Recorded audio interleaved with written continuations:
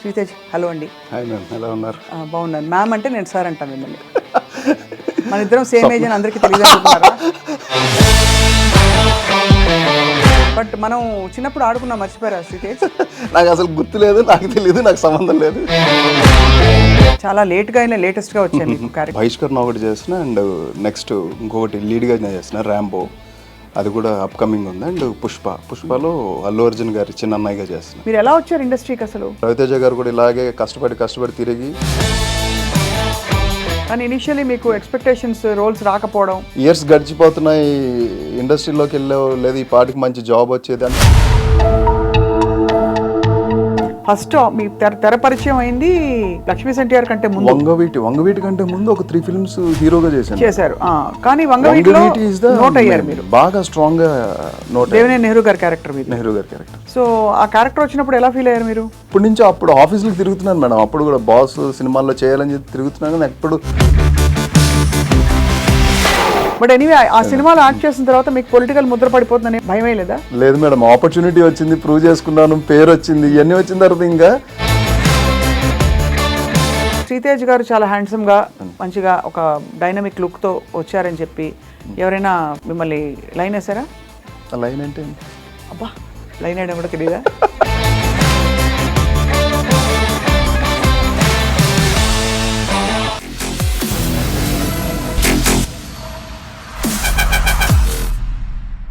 Hello and welcome to this candid conversation exclusively on I dream. నటులు శ్రీతేజ్ పేరు చెప్పగానే మనకి రామ్ గోపాల్ వర్మ గారి సినిమాల్లో కొన్ని క్యారెక్టర్స్ అండ్ అలాగే ఆయన గతంలో ఒక పొలిటీషియన్ వేషం వేసిన క్యారెక్టర్ బాగా గుర్తొస్తుంటుంది. బట్ ఫ్రాంక్లీ ఆయన చేసిన అన్ని రోల్స్ కూడా చాలా మీనింగ్ఫుల్ రోల్స్ అండ్ చాలా డెప్త్ ఉండే యాక్టింగ్ ఓరియంటెడ్ క్యారెక్టర్స్. ఇప్పుడు లేటెస్ట్గా బహిష్కరణ అనే ఒక ఓటీటీ అంటే ఒక వెబ్ సిరీస్కి ఆయన లీడ్ రోల్ ప్లే చేశారు. And let's know more about his journey with cinema, acting and more.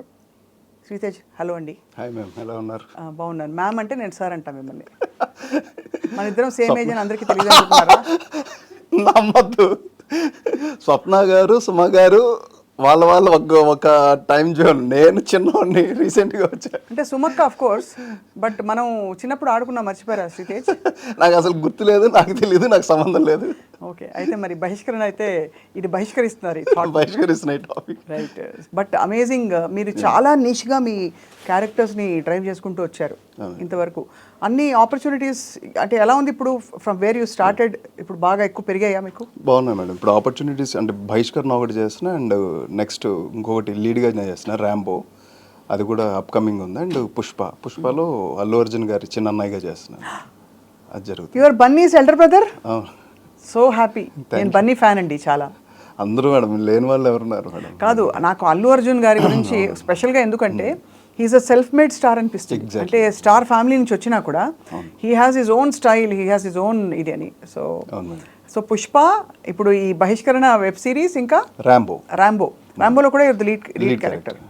చాలా లేట్గా అయినా లేటెస్ట్గా వచ్చాయి మీకు క్యారెక్టర్స్. మామూలుగా రావడమే ఢామ్ అని రాకపోతే తర్వాత ఆపర్చునిటీస్ సపోర్ట్ రోల్స్కి వెళ్ళిపోతారంటారు. మీకు రివర్స్ అయింది, మీరు రావడం చిన్న చిన్న క్యారెక్టర్స్తో మొదలుపెట్టి ఇప్పుడు రవితేజ గారు.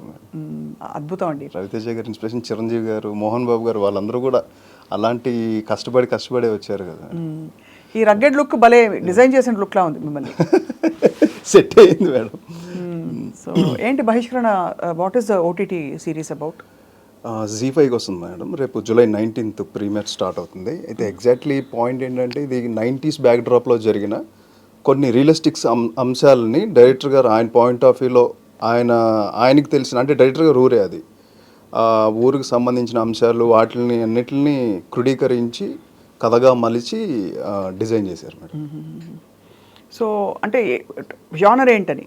జానర్ వచ్చి విలేజ్ డ్రామాలో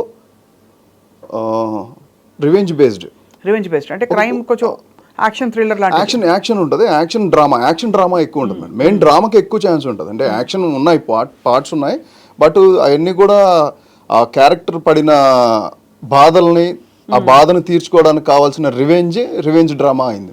రైట్. సో మీకు ఆపోజిట్ లీడ్, ఫీమేల్ లీడ్ అంజలి గారు వేస్తారు కదా? అంజలి గారు అండ్ అనన్య గారు, ఇద్దరు హీరోయిన్లా మీకు? ఫుల్ పండగ అనమాట మీకు. ఏంటి బాగా మంచి పాటలు గిట్లు ఉన్నాయా ఇందులో, లేక పాటలు కూడా ఉన్నాయి? అంటే మాంటాజెస్ పాయింట్ ఆఫ్ వ్యూలో ఉంటాయి సాంగ్స్ అనేవి మీనింగ్ఫుల్. సో ఈ సినిమాకి ఓటీటీలో యాక్ట్ చేయడానికి ఏంటి మెయిన్ తేడా? ఎందుకంటే ఒకప్పుడు సీరియల్స్ అనేవాళ్ళు, సీరియల్స్లో ఒక రోజులో చాలా అవుట్పుట్ తీసేయాలని ఒక తొందర ఉండేది.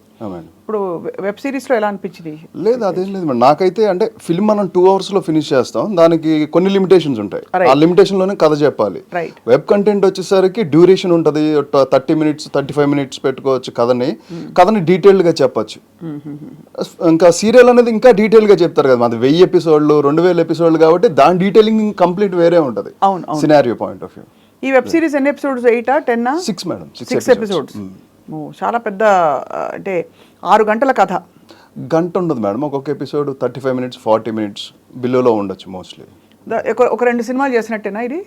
అంతే, ఆల్మోస్ట్ అలానే అంతే. సో ఇది కాకుండా పుష్పలో you have found very very చాలా ఇంపార్టెంట్ క్యారెక్టర్.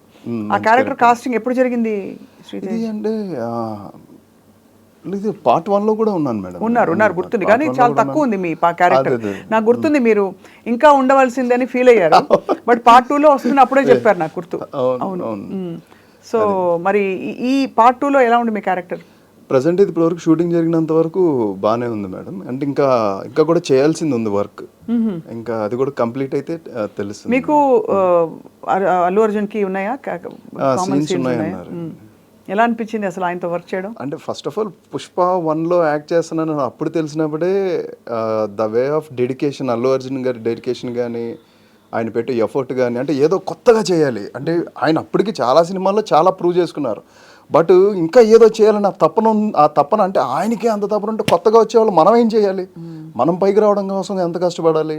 నాకు సెట్స్లో కూడా ఆయన ఒక మాట చెప్పారు, నేను ఇలా బహిష్కరణ అండి ఇలా చేస్తున్నాను సార్ లీడ్గా అని చెప్తే, చెయ్యాలి బాగా కష్టపడండి, మన తెలుగు సినిమా ఇండస్ట్రీని ఇండియన్ ఇండస్ట్రీకి తీసుకెళ్ళాలి, మీరందరూ బాగా కష్టపడాలని ఆయన చెప్పిన వర్డ్స్ నాకు చాలా బాగా అనిపించినాయి. అంటే లోపల వాళ్ళ జీలు ఇంకా పైకి ఇంకా ఏదో మన తెలుగు సినిమా ఇండస్ట్రీని ప్రపంచవ్యాప్తంగా ఇప్పుడు ఆల్మోస్ట్ తీసుకెళ్ళిపోయాం, కల్కితో తీసుకెళ్ళాం, బాహుబలితో తీసుకెళ్ళాం, నెక్స్ట్ పుష్పతో తీసుకెళ్తాం. అలాగా ప్రతి ఒక్కళ్ళు కష్టపడితే డెఫినెట్గా ఆ రేంజ్కి మన తెలుగు సినిమా ఇండస్ట్రీని తీసుకెళ్ళచ్చు అనే వర్డ్స్ బాగా నచ్చినాయి మేడం. బాగా నచ్చాయి. అండ్ ఆల్సో ఆయన నేషనల్ అవార్డు అందుకోవడం అదొకటి గ్రేట్ అండి, అంటే లాస్ట్ టైం మనం మాట్లాడుకున్న తర్వాత జరిగిన పెద్ద డెవలప్మెంట్ అది. But really he's stylish and natural, చాలా న్యాచురల్ యాక్టింగ్ ఉన్న స్టార్. సో ఇవి కాకుండా అసలు శ్రీతేజ్ని ఎప్పుడు మీరు బాగా తెలుసు, కానీ ఐ నెవర్ ఆస్క్డ్ యూ, మీరు ఎలా వచ్చారు ఇండస్ట్రీకి అసలు? నేను 2006లో వచ్చాను మేడం యాజ్ అసిస్టెంట్ డైరెక్టర్, అంటే యాక్టర్గానే ట్రై చేస్తున్నాను. ఆ టైంలో నాకు ఆపర్చునిటీస్ దొరకలా, బట్ ఇలా ఫిలిం నగర్లోనే ఫ్రెండ్స్తో మాట్లాడుతూ ఉంటే తిరిగిన టైంలో అప్పుడు చెప్తున్నారు అందరూ రవితేజ గారి గురించి, మెయిన్లీ అప్పుడే ఎక్కువ వచ్చింది మేడం. రవితేజ గారు కూడా ఇలాగే కష్టపడి తిరిగి అసిస్టెంట్ డైరెక్టర్గా వర్క్ చేస్తూ అలాగే ఇండస్ట్రీలో సస్టైన్ అవుతూ అలా ఆయన పైకి వచ్చారు అనగానే ఇంకా నేను ఇండస్ట్రీలో ఉండాలని ఫిక్స్ అయ్యాను. కానీ అది ఎన్ని సంవత్సరాలు పట్టిద్దో నాకు తెలియదు, కానీ ఇక్కడే ఉండాలి, నేను ఈ సినిమా రంగానికే నేను అంకితం అయిపోవాలన్నది నాకు తెలియకుండా అది లోపల నన్ను నడిపించింది మేడం. ఇంకా అది ఫిక్స్ అయిపోయాను. ఇంకా అలాగా ఆడవారి మాటలకు అద్దాల వేరే ఆఫీస్కి రెగ్యులర్గా వెళ్తూ అసలు వదలకుండా అలా తిరుగుతూ ఉంటే నీకు యాక్టింగ్కి అయితే ఏం స్కోప్ లేదని అన్నారు, లేదా అప్రెంటిస్గా అయినా వస్తాను అది అని అడిగితే ఇంకా అయితే లొకేషన్కి రమ్మని చెప్పారు.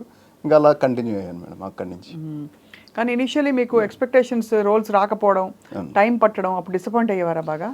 లేదు మేడం, ఎందుకో అది అనిపించలేదు. అంటే నాకు అనిపించలేదు మేడం, ఏదో చెయ్యాలనేది లోపల ఎక్కువ ఉంది, డిసప్పాయింట్మెంట్ అనేది తెలియలే.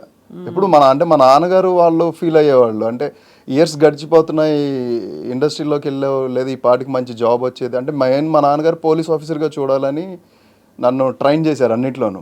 Volleyball south zone, central zone ఆడాను, అండ్ ఎన్సీసీ చేశాను, మార్షల్ ఆర్ట్స్ బ్లాక్ బెల్ట్, అన్ని ఫుల్ ట్రైన్డ్ అయి ఉన్నాను మేడం. You know karate? మీకు కరాటే వచ్చు కదా? వచ్చు కదా. బాబోయ్, మీకు నిజమైన కరాటే వచ్చేమో, నాకు ఉత్తుత కరాటే వచ్చు. బ్లాక్ బెల్ట్ మీరు? నేను black belt madam. Black belt అంటే అని మొన్నే సుమన్ గారితో మాట్లాడాను, చూసాను మేడం. చూసారా ఇంటర్వ్యూ? ఆయన బ్లాక్ బెల్ట్ ఆయన అని చెప్పారు చాలా. బట్ ఆయన విజయవాడ వచ్చి డెమోస్ చాలా మందికి ఆయన చేతితో బ్లాక్ బెల్ట్స్ ఎన్ని ఇచ్చినవి ఉన్నాయి మేడం, నాకు తెలుసు అవన్నీ. మీరు ఏమేమి పగలగొట్టారు ఇంతవరకు? పగలగొట్టడం అంటే ఇటుకలు? ఇటుకలు అన్ని కామనే మేడం, చాలా కామన్ అవి. అది కొద్దిగా మనం బ్రౌన్ డౌన్ కాదు, ముందు గ్రీన్ డౌన్లోనే పగలగొట్టచ్చు, అంత పవర్ వచ్చేస్తుంది. అంటే విజయవాడలో మంచి ట్రైనర్స్ ఉన్నారు మేడం, మార్షల్ ఆర్ట్స్కి ఎక్స్ట్రీమ్ లెవెల్ అనమాట. ఇంకా రియలిస్టిక్ స్పేస్లో ఉంటుంది. మనం ఒక 20 అడుగుల అంతస్తులోంచి కిందకి దూకేచ్చు రియల్గా. అంటే అలాంటి హార్డ్ కోర్ ట్రైనింగ్ ఇచ్చారు మాకు. అంత స్ట్రాంగ్గా నేను దూకాను మేడం. అంటే మరీ 20 అడుగులు దూకలేదు కానీ ఒక 12, 10 అంత పైనుంచి అయితే దూకేసేవాడిని. దూకి అంటే మీ యాక్టింగ్ కోసమా? యాక్టింగ్ కోసం ఇంకా ఆ టాలెంట్ ఇంకా ఇంతవరకు రాలేదు. అదే నెక్స్ట్ అది అలాంటి ఒక వెబ్ సిరీస్ వచ్చి యాక్షన్ బేస్డ్ ఉండాలి. యాక్షన్ బేస్డ్ మీరు ఒక మార్షల్ ఆర్ట్స్ ట్రైనర్ అండ్ మీ ట్రైనింగ్ కోసం రివెంజ్ తీసుకోవడానికి ఎవరో వస్తారు అండ్ అదే టైంలో మీరు వెళ్ళి కాపాడతారు. అలాంటిది ఏమైనా వస్తే బాగుంటుంది. ఎగ్జాక్ట్లీ అలా టోనీజా ఉంటాయి చూడండి, ఆ కైండ్ ఆఫ్ నాకు ఇష్టమైన జోనర్. సో అలా మీకు వాలీబాల్, స్పోర్ట్స్, మార్షల్ ఆర్ట్స్ ఇవన్నీ నాన్నగారు వాంటెడ్ యూ టు బి. ఏం చేసేవారు నాన్నగారు? Farmer, agriculture farmer. చిన్నప్పుడు అయితే సినిమాల్లోకి ఎందుకు రా ఇవన్నీ అని అనలేదు? లేదు మేడం, విజయవాడ అంటే బేసిక్గా ఫిల్మ్స్ చాలా, అసలు మెయిన్ ఎంటర్టైన్మెంటే ఫిలిమ్స్ కాబట్టి బాగా ఇంట్రెస్ట్ ఉండేది. మా ఫ్యామిలీ అంతా కలిసి సినిమాలకు వెళ్ళేవాళ్ళం, సినిమాలు బాగా చూసేవాళ్ళు మేడం. ఉంది బట్ ఇండస్ట్రీలో ఎవరు తెలియదు కదా, అది ఎంత టైం తీసుకుంటుందో తెలియదు, సక్సెస్ రేట్ తక్కువ ఉంటుందని పెద్దవాళ్ళకి భయం ఉంటుంది కదా మేడం. అవును అంతే కదా. ఇప్పుడు కొడుకంటే న్యాచురలీ సెటిల్ అవ్వాలి. ఇప్పుడు కూతురు కూడా, ఇప్పుడు కూతుర్ల విషయంలో కూడా అలాగే ఆలోచిస్తున్నారు అందరూ. ఒక టైంలో కొడుకంటే సెటిల్ అయిపోవాలి, జీతం వచ్చేయాలి అర్జెంటుగా, ఇవన్నీ ఉంటాయి, పెళ్లి చేసేయాలి. అంటే నేను ఇంటికి పెద్ద అబ్బాయిని, ఇంకా ఎక్కువ ఉంటాయి. అవును. మీరు యాక్చువల్లీ మరి మీకు యాక్చువల్లీ రోల్ పడింది ఏ ఇయర్లో? 2006లో మీరు అసిస్టెంట్ డైరెక్టర్గా జాయిన్ అయ్యి మొదలు పెట్టారు. ఫస్ట్ మీ తెర పరిచయం అయింది దీంతో కదా, ఈ లక్ష్మీ ఎన్టీఆర్ కంటే ముందు. వంగవీటి కంటే ముందు ఒక 3 ఫిల్మ్స్ హీరోగా చేశారు. కానీ వంగవీటిలో నోట్ అయ్యారు మీరు బాగా స్ట్రాంగ్ గా. నోట్ దేవినేని నెహ్రూ గారి క్యారెక్టర్ మీద. నెహ్రూ గారి క్యారెక్టర్. అవును. సో ఆ క్యారెక్టర్ వచ్చినప్పుడు ఎలా ఫీల్ అయ్యారు మీరు? చాలా ఫస్ట్ ఆఫ్ ఆల్ ముందు బాస్ అక్కడి నుంచి కాల్ వచ్చిందంటే ఎప్పటి నుంచో అప్పుడు ఆఫీసులకు తిరుగుతున్నాను మేడం. అప్పుడు కూడా బాస్ సినిమాల్లో చేయాలని చెప్పి తిరుగుతున్నాను కానీ ఎప్పుడు ఆపర్చునిటీ దొరకలా. కానీ ఒకసారి మంజు అన్న కాల్ చేసి టెస్ట్ షూట్ ఉంది రమ్మన్నారు. నేను ఏంటి అని కూడా అడగలేదు, ముందు ఇమీడియట్గా వెళ్ళిపోయాను. ఫొటోస్ చూపించారు, లుక్ టెస్ట్ చేశారు, ఒక పోస్టర్ చూపించారు, అలా పెట్టమన్నారు, పోజ్ పెట్టాను, ఇమీడియట్ ఓకే అన్నారు, బాస్కి పంపించారు. ఫస్ట్ ఓకే అయిన క్యారెక్టర్ మేడం నాది.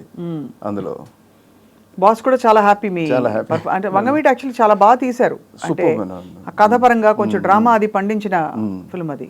మీకు ఆపోజిట్ ఆవిడ కదా, మన ఆవిడ యాక్ట్రెస్ పేరు బెంగాలీ ఆవిడే తనకి madam Ranga character. But anyway ఆ సినిమాలో యాక్ట్ చేసిన తర్వాత మీకు పొలిటికల్ ముద్ర పడిపోతుందని ఏం భయమే లేదా? లేదు మేడం, ఆపర్చునిటీ వచ్చింది, ప్రూవ్ చేసుకున్నాను, పేరు వచ్చింది, ఇవన్నీ వచ్చిన తర్వాత ఇంకా ఆ నెక్స్ట్ నుంచి అందుకే నాకు డిఫరెంట్గానే పండి మేడం. లేదా టచ్ చేసి చూడు రవితేజ గారితో అండ్ ఆటగాళ్ళు, మళ్ళీ ఇమీడియట్ కథానాయకుడు మహానాయకుడు లక్ష్మీ ఎన్టీఆర్. ఇంకా తర్వాత మళ్ళీ నేను పొలిటికల్గా ఏం చేయలేదు కదా, చేయలే వచ్చినాయి కానీ నేను చేయలేదు. అవును, కానీ లక్ష్మీ ఎన్టీఆర్ ఆఫ్ కోర్స్ అదొక అది అంటే కథానాయకుడు మహానాయకుడు వైఎస్ఆర్ గారు and Lakshmi NTR very popular, ఇద్దరు పాపులర్ లీడర్స్ క్యారెక్టర్స్ చేయడం.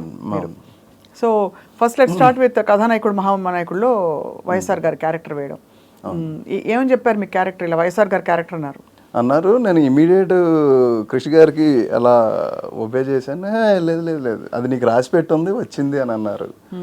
అలా ఫస్ట్ అది ఆపర్చునిటీ, నువ్వు ఇలా కనిపిస్తావు అది ఇది అని చెప్పారు. ఇంకా ఇమీడియట్ ఆ క్యారెక్టర్కి ఎలా ట్రైన్ అవ్వాలి ఏంటనేది అంతా గ్రౌండ్ వర్క్ ఎప్పుడు అంటే నాకు అది వంగవీటి నుంచి అలవాటైంది మేడం, గ్రౌండ్ వర్క్ చేసుకోవడం.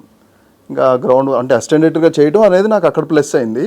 ఆ గ్రౌండ్ వర్క్ నుంచి అక్కడి నుంచి అలా ఈ క్యారెక్టర్ని ఎలా ప్లే చేయాలి ఏంటనేది అంతా వర్క్ చేశాను మేడం.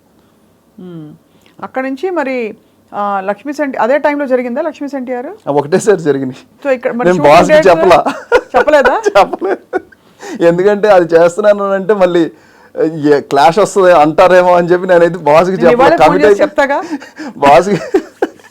బాస్కి చెప్పకుండా ముందు కమిట్ అయిపోయి ఆ తర్వాత చెప్పాను. కానీ ఎంత ఈవెంట్ఫుల్ చూడండి, అంటే మీరు చేసిన కొన్ని సినిమాలే అయినా కూడా చాలా ఈవెంట్ఫుల్ క్యారెక్టర్స్ పడ్డాయి మీకు, మంచి మంచి పెద్ద పెద్ద స్టార్స్తో.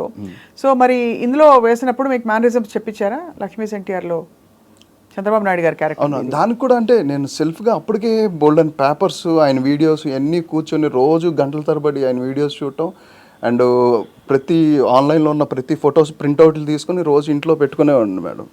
ఎక్కడున్నా సార్ క్యారవాన్లో ఉంటే క్యారవాన్లో ఫొటోస్ ఉండాలి. ఇంకా నాకు ఆ క్యారెక్టర్ చేస్తున్నా కమిట్ అయ్యాను, ఆ కమిట్ అయిన దగ్గర నుంచి ఇంకా ఆయనే ఉన్నారు కంప్లీట్ నా ఎంటైర్ డేలో. అంత అంత లోపలికి ప్రవేశించి చేశాను మేడం. మీరు మధ్యలో మనం అప్పుడప్పుడు కలిసినప్పుడు మీరు ఇలా ఇలా అనేవారు. అంటే కొన్నాళ్ళు ఆ బాడీ లాంగ్వేజ్ ఉంది, దాన్ని మళ్ళీ తీసేయడానికి టైం పట్టింది. ఓహో, ఉండిందా కొద్దిగా అది పోలేదు మేడం. అది నాకు, నేను దాంట్లోంచి బయటకు రావడానికి చాలా హోంవర్క్ చేశాను ఆ టైంలో. అంటే ఆ పార్టీకి సంబంధించిన నాయకులు కానీ ఆయన్ని డైరెక్ట్గా తెలిసిన వ్యక్తులు చెప్పారు వచ్చి ఇలా మీరు కరెక్ట్గా బాగా చేశారని? బాగా చేశానని చాలా మంది చెప్పారు. చాలా మంది. అలాగే వైఎస్ఆర్ గారి క్యారెక్టర్ కూడా మీరు బాగా చేశారని, అంటే చాలా తక్కువ టైం కనిపించినా కూడా ఇంపాక్ట్ఫుల్గా ఉండింది మీ ప్రెజెన్స్. అవును మేడం. యా, వీటన్నిటికీ శ్రీతేజ్ మీకు టైంకి డబ్బులు ఇస్తారు వీళ్ళందరూ సినిమా వాళ్ళు? పర్వాలేదు. అంటే చాలా డెలికేట్ క్వశ్చన్, కానీ ఎందుకు అడుగుతున్నానంటే న్యూ కమర్ అన్నప్పుడు న్యాచురల్లీ అందులో మీకు సినిమా బ్యాక్గ్రౌండ్ లేదు కదా. అవును. సో ఇనిషియల్ డేస్లో కొంచెం మనం అడగడానికి జంకుతాం, ఆ తర్వాత ఇబ్బంది అవుతుందని చెప్పి చాలా మంది చెప్పుకోగానే విన్నాను. సో మీకు అలాంటి ప్రాబ్లం ఎప్పుడు రాలేదా? అంటే వచ్చినాయి, కానీ ఇంకా సముద్రంలో ఎదుగుతున్నామని తెలిసినప్పుడు భరించాలి మేడం కొన్ని. అందుకనే వచ్చిన ఎకానమీని జాగ్రత్తగా పెట్టుకుని, ఆ వచ్చిన వాటితో ఎంత జాగ్రత్తగా పెట్టుకుని ట్రావెల్ అవుతున్నాం అనేది చాలా ఇంపార్టెంట్ మేడం. ఇప్పుడున్న ఫిల్మ్ ఇండస్ట్రీకి రావాలనుకునే ప్రతి ఒక్కళ్ళు కూడా, సరే ఒక 1 lakh వచ్చిందని అంటే ఆ 1 lakh వచ్చేసింది కదా అని చెప్పి ఫోన్స్ కొనేసుకోవాలో లేదా బట్టలు కొనేసుకోవాలో అని చెప్పి ఎక్స్ట్రీమ్ లెవెల్ ఖర్చు పెట్టేస్తే మాత్రం చాలా ఇబ్బంది పడిపోతారు. ఎందుకంటే నెక్స్ట్ ఆపర్చునిటీ ఎలా ఉంటుందో తెలియదు, ఎప్పుడు వస్తుందో తెలియదు, ఆ డబ్బులు కరెక్ట్గా వస్తాయో లేదో తెలియదు. కొంతమంది చాలా కరెక్ట్గా ఇస్తారు, కొన్ని చోట్ల వాళ్ళ యొక్క ఆర్థిక ఇబ్బందుల వల్ల సినిమాలు సరిగ్గా ఆడకపోవడం వల్ల అలా ఏమైనా ఆగదు. ఎందుకంటే ఇక్కడ నెగిటివ్గా ఆలోచించడానికి కూడా లేదు మేడం. ప్రొడక్షన్ చేసిన తర్వాత అది sale point of view producer గారికి చాలా టఫ్ అవుతుంది. అవును, ఖర్చు పెట్టేటప్పుడు ఈజీ, సేల్ పాయింట్ ఆఫ్ వ్యూకి వెళ్ళేసరికి చాలా హార్డ్ అవుతుంది. అక్కడ సాధక బాధకాలు చాలా ఉంటాయి, అవన్నీ ఎవరికి చెప్పలేరు కూర్చోబెట్టి. అందువల్ల మన ఇండస్ట్రీలో అది అందరికీ జరిగేదే. ఏదో నేనే కదా, పెద్ద పెద్ద హీరోలకి అందరికీ కూడా జరుగుతుంది అని నేను. కానీ ఒక స్టేజ్ దాటిపోయాక అది ఎఫెక్ట్ చేయదు. ఎందుకంటే ఎకానమీ ఆల్రెడీ స్టాగ్నేట్ అయి ఉంటుంది. అది ₹1,00,000 కావచ్చు, అది ₹1,00,00,000 కావచ్చు, కానీ స్టాగ్నేట్ చేయాలి అమౌంట్ ని. అదే అంటే బేసికలీ మీరు దాచుకోవాలంటున్నారు. 100%. సో మీరైతే దాచుకున్నారు. ఎక్కడ దాచుకున్నారు చెప్తే మేము కూడా వెళ్ళి. స్వప్న అండ్ బ్యాంక్. అంతేనా? కానీ సీరియస్గా సేవింగ్ అలవాటని చాలా మంచి మాట చెప్పారు శ్రీతేజ్ మీరు. అది కానీ ఇప్పుడు మీరు డిమాండ్ చేసే అంత ఇచ్చే పరిస్థితుల్లోకి మీరు ఎదిగిపోయారా? ఇంచుమించుగా కొద్దిగా. అంటే ఇప్పుడు నేను అడిగింది అయితే కొద్దిగా అటు ఇటుగా ఇంత అనుకుంటున్నానండి అంటే, లేదు మేము ఇంత బడ్జెట్ అని అనుకుంటా ఉంటారు. ఆ బార్గెనింగ్ అయితే ఎప్పుడు ఉంటుంది. Right. It's not a demand చేయడానికి. డిమాండ్ సప్లై పాయింట్ ఆఫ్ వ్యూలో మాట్లాడుకుంటే సప్లై చాలా ఉంది. అవును. డిమాండ్ అనేది ఇక్కడ లేదు మేడం. వెన్ డిమాండ్ అనేది ఎప్పుడు అవుతుందంటే మార్కెట్ ఎక్స్ట్రీమ్ లెవెల్ ఉండాలి. అంటే ఒక 5 కోట్లు నా మీద ఖర్చు పెడితే ఒక 15 కోట్లు 10 కోట్లు వచ్చేలా ఉందనుకోండి, అప్పుడు సార్ నాకు ఇంత ఇవ్వండి అని అడగడానికి కూడా ఒక పద్ధతి ఉంటుంది. ఒక విధంగా చూసుకుంటే శ్రీతేజ్ మీరు అంటే మంచిగా ఎదిగినట్టే. బికాజ్ ఇవాళ మీరు లీడ్ క్యారెక్టర్స్ కి మిమ్మల్ని ఎంచుకుని, ఇప్పుడు మీరు అన్నట్టు 100 మంది ఉండొచ్చు మీలాంటి వాళ్ళు, అంటే బడ్డింగ్ ఆస్పైరింగ్ యాక్టర్స్. బట్ మీరు ఎస్టాబ్లిష్ అయినా కూడా కొత్త పరిచయం, అంటే న్యూ ఇండస్ట్రీకి మీకు ఒక మంచి లీడ్ రోల్ ఇచ్చారంటే యూ హ్యావ్ గ్రోన్ ట్రెమెండస్లీ. అవును మేడం. లేట్గా అయినా లేటెస్ట్గా అయింది. అది కళామ తల్లి బ్లెస్సింగ్ మేడం. అమ్మ బ్లెస్సింగ్స్. నేను అదొకటే బిలీవ్ చేస్తాను. ఎప్పుడైతే మనం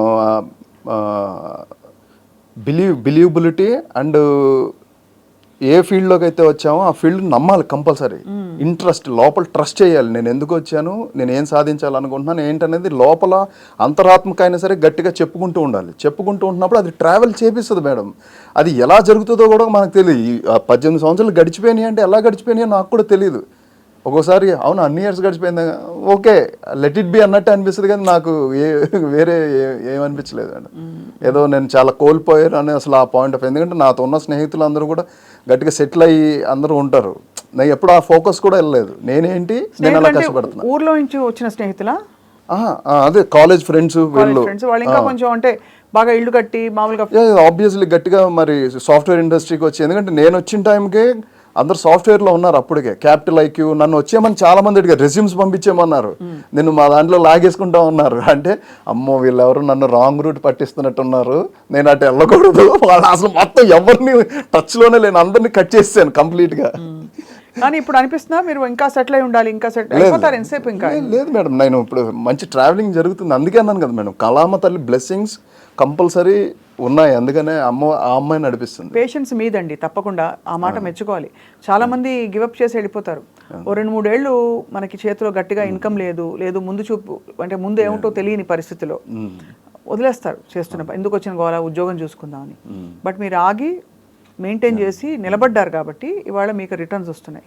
అంతే మేడం, అంతే కదా, అంతే ఎగ్జాక్ట్లీ పాయింట్. ఇండస్ట్రీకి వస్తున్నప్పుడు ఎవరన్నా పెద్దవాళ్ళు ఇంట్లో లేకపోతే మీ ఊళ్ళో వాళ్ళందరూ చెప్పారా, నాన్న ఇలా జాగ్రత్త, అక్కడ అంటే మద్యం తాగద్దు, లేకపోతే అమ్మాయిలు ఉంటారు జాగ్రత్త, లేదు ఇప్పుడైతే డ్రగ్స్ కలకాలం ఇవన్నీ చెప్పి పంపించారా? మా నాన్నగారు అంటే ఒకటే నమ్మకం. అంటే మా నాన్నగారు పెంచడం కూడా అలాగే పెంచారు మేడం, చాలా స్ట్రిక్ట్గా పెంచారు. ఇప్పుడు నేను సోకాళ్ళు ఒకటే టైంలో వాలీబాల్ ఆడేవాడిని అండ్ మార్షల్ ఆర్ట్స్ చేసేవాడిని, ఈవినింగ్ పూట డాన్స్ ప్రాక్టీస్కి వెళ్ళేవాడిని, అండ్ నేను భరతనాట్యం నేర్చుకున్నాను, అండ్ ఆంధ్రనాట్యం, కూచిపూడి అన్ని బేసిక్స్ నేర్చుకున్నా. వీటికే టైం సరిపోయేది. వీటి కోసమే డెడికేటెడ్గా ఉన్నప్పుడు ఇంకా డాడీకి నా బిలీవబిలిటీ ఉంది, మా అబ్బాయి చెడు వ్యసనాలకి వాటికి వెళ్ళడు, కానీ జాగ్రత్త అయితే చెప్పారు. వెళ్ళేటప్పుడు మాత్రం జాగ్రత్త అయితే చెప్పారు. నీకు ఏది ముఖ్యం నాన్న, ఇక్కడ చాలా రాంగ్ వేస్ ఉంటాయి, నిన్ను అట్రాక్ట్ చేసే ఆడవాళ్ళు కూడా ఉంటారు, అది ముఖ్యమా నీకు సినిమా ముఖ్యమా? నాకు సినిమానే ముఖ్యం నాన్న. రెండు ముఖ్యం నాన్న అనలేదా? నాకు సినిమానే ముఖ్యం నాన్న అన్న. దట్స్ కరెక్ట్ అన్నారు. అది నాకు గుర్తుండిపోయిందండి, ఎప్పుడో చెప్పిన మాట అది. నాకు అది నన్ను చాలా కరెక్ట్, చాలా మంచి మాట చెప్పారు, మీరు పాటించారు కూడా ఆయన మాట, ఎక్కడ ఆయనకి మాట రాకుండా. బట్ ఎప్పుడైనా అంటే అమ్మాయిలా నేను అన్ను కానీ జనరల్గా మీకు టెంప్టేషన్స్ వచ్చాయా? పార్టీ కల్చర్ ఉంటుంది, పబ్ కల్చర్ న్యాచురల్, అది తప్పని కూడా నేను అంటలేదు, అడుగుతున్నాను మిమ్మల్ని. అంటే ఉంది, కల్చర్ ఉంది కానీ నేను పెద్దగా అటెండ్ అవును. ఏదైనా ఉంటే ఆర్జీవ్ గారి వెళ్తాను కానీ మ్యాక్సిమం ఎక్కడ ఎక్కువ అటెండ్ అవును మేడం, చాలా తక్కువ. ఆర్జీవ్ గారితో కలిసిన తర్వాత మీకు ఎలా, మీ ఆలోచనలు ఎలా మారాయి?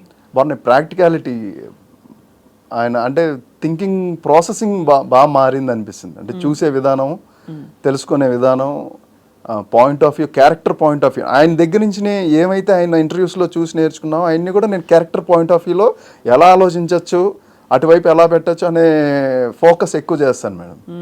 అలా సో అలా మరి ఇప్పుడు మీరు ఈ వెబ్ సిరీస్ కాకుండా ఇంకా what are you waiting for, అంటే మీ కెరియర్లో ఎలాంటి క్యారెక్టర్స్ వస్తే బాగుంటుందని వెయిట్ చేస్తున్నారు? పుష్పలో మంచి క్యారెక్టర్ పడింది, అలాగే ర్యాంబోలో మీరే మెయిన్ క్యారెక్టర్. ర్యాంబో స్టోరీ ఏంటండి? ర్యాంబో స్టోరీ అంటే అప్పుడే చెప్పకూడదు మేడం, ఇంకా అవ్వలేదు కదా ట్రైలర్. మాకు కెమెరా ముందు కూర్చోబెట్టి మీరు ఎవరికి చెప్పను అంటే టోటల్ రికార్డ్ అయింది కదా మేడం. అదే అక్కడ జోక్ అనమాట. దానికి కూడా లుక్ మార్చారా? దానికి అదొక స్టైల్ మేడం, అదొక రౌడీ షీటర్ బేస్డ్ స్టోరీ. అది కూడా చాలా రియలిస్టిక్గా ఉంటుంది. ఈ వెబ్ సిరీస్ అవకాశం ఎలా వచ్చింది జీ వాళ్ళది? జీ వాళ్ళది ఫస్ట్ ఆపర్చునిటీ వాళ్ళ కాస్టింగ్ కోసం చూస్తూ పిలిపించారు మేడం ఆఫీస్కి, డైరెక్టర్ గారు పిలిపించారు, చూశారు, ఇమీడియట్ నా ఫొటోస్ జీ5 వాళ్ళకి పంపించంగానే అనురాధ గారి దగ్గర నుంచి అందరూ యునానిమస్గా శ్రీతేజ ఓకే ఓకే ఓకే అని చెప్పి ఇమీడియట్గా ఓకే చేశారు. డైరెక్టర్ గారికి కూడా అదే కాన్ఫిడెన్స్ వచ్చింది, అమ్మ ఇంతమంది ఓకే చేశారంటే ఇట్స్ గుడ్ అని చెప్పి ఇంకా అక్కడి నుంచి వర్క్ స్టార్ట్ అయింది మేడం. అయితే మరి ఇంత మీరు స్ట్రగుల్ అవుతూ ఇవన్నీ చూసుకుంటూ వెళ్తుంటే నెలకి ఎన్ని రోజులు మీరు వర్క్ చేస్తున్నారు ఇప్పుడు, అంటే అప్రాక్సిమేట్లీ నెలకి అనేది పాయింట్ ఉండదు మేడం, ప్రాజెక్ట్ వైజ్ అండ్ ఇవి బయటకు వచ్చిన తర్వాత మన మీద ఉండే ఫోకస్ వేరే ఉంటుంది. ఆ తర్వాత కథల్ని ఎలాంటి కథలకి నన్ను చూస్ చేసుకోవడం, రైటర్స్ రాసుకుంటాం, ఈ విధానం అంతా వేరే ఉంటుంది కాబట్టి కొద్దిగా వెయిట్ చేస్తున్నాను మేడం. అంటే టోటల్గా అంటే మీరు చెప్పిన పాయింట్ ఆఫ్ వ్యూలో అయితే అంటే మధ్యలో ఏం 365 రోజుల్లో మహా అయితే నాకు తెలిసి నేను ఎవరన్నా ఒక 100 నుంచి 120 డేస్ బిజీ ఉంటారేమో అనుకుంటున్నాను మేడం. మిగతా డేస్ అంతా ఖాళీ, నేనైతే చదువుకుంటున్నాను. మీరు చదువుకుంటున్నారా? బాబు చిట్టి ఏం చదువుతున్నారు మీరు? స్పెషల్ బీడీ ఎంఆర్ చదువుతున్నాను మేడం. అదేమిటిది? ఎంఆర్ అంటే ఆటిజం పిల్లలు ఉంటారు కదా, ఆ సబ్జెక్ట్. దానికి కారణం అంటే నాకు చదువుకోవడం ఇష్టం బేసిక్గా, చాలా గ్యాప్ వచ్చింది. కరెక్ట్గా లాక్డౌన్ టైంలో ఏం చేయాలి, ఖాళీ టైం అనేది అక్కడ బాగా ట్రిగర్ అయింది మేడం. ట్రిగర్ అయింది సరే అని చెప్పి చాలామంది చాలా సజెస్ట్ చేశారు, ఇలా చదువుకుందాం ఏదో ఒకటి అని అనుకుంటే ఎంబీఏ అన్నారు, తర్వాత ఇంకోటి ఏదో వేరే సబ్జెక్ట్స్ చెప్పారు. మీ గ్రాడ్యుయేషన్ ఎందులో చేశారు? నాది డిగ్రీ మేడం. డిగ్రీ అదే ఎందులో చేశారు? నాగార్జున యూనివర్సిటీ. ఫ్యాకల్టీ సైన్సా? లేదు మేడం, బీకామ్ చేశాక ఇప్పుడు ఎంఆర్ చేస్తున్నారు. ఇప్పుడు ఎంఆర్ చేస్తారు. అది ఎలా అంటే ఏంటి ఆ కోర్సు? అది కంప్లీట్ బీఈడీకి సంబంధించింది మేడం. టీచింగే ఆటిజం పిల్లల మీద ఎక్కువ ఉంటుంది, స్పెషల్గా ఉంటుంది సబ్జెక్ట్. అంటే ఆ కోర్సే చేయాలని అనిపించడానికి కారణం అదే? అనిపించడానికి ఎందుకో అది అలాగా నాకెందుకో అది ఆ సబ్జెక్ట్ గురించి నాకు తెలుసుకున్న తర్వాత నాకు ఇంట్రెస్ట్ ఆటోమేటిక్గా కలిగింది మేడం. అది చదువుతుంటే నాకు ఇంకా బాగా అనిపించింది.